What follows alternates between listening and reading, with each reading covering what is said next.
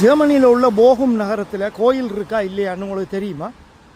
கோயில் இல்லாட்டிக்கும் பரவாயில்ல, சாமி இருக்குது பார்த்தீங்களா? எந்த பெரிய பிள்ளையார் 2 பேர் போகும் நகரத்தில் கனகாலமாக இருக்கணும் பாருங்கள். இந்த ஒரு பிள்ளையார், இந்த ஒரு பிள்ளையார், என்ன அழகான பிள்ளையார்ன்னு பாருங்கள்.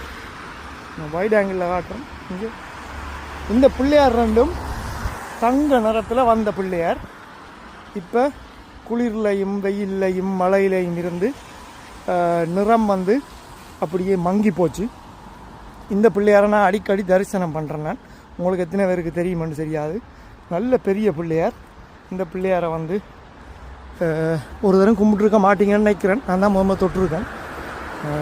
நல்ல ஸ்ட்ராங்கான பிள்ளையார். போகும் நகரத்தில் ரூபாக்கு பக்கத்தில் இருக்குது பாருங்கள். இந்த இடம், இந்த இடத்துல இந்த பிள்ளையார் இருக்கணும். 2 பேரும் கும்பிடாதாக்கள் வந்து கும்பிட்டு போங்க. அதுக்காக தேங்காய்க்கு இங்கே உடச்சி விட்ருவாங்க. இதில் வந்து அபிஷேகம் எல்லாம் தானாகவே நடந்து கொண்டிருக்கு. அதுக்காக நீங்கள் வந்து அபிஷேகம் செய்து விட்ருவாங்க. நான் நினைக்கிறேன் இந்த பிள்ளையார் 2ம் வந்து இதில் இந்த ஃபர்னிச்சர் ஷாப் ஒன்று இருக்குது. இந்த இதில் பாருங்கள்,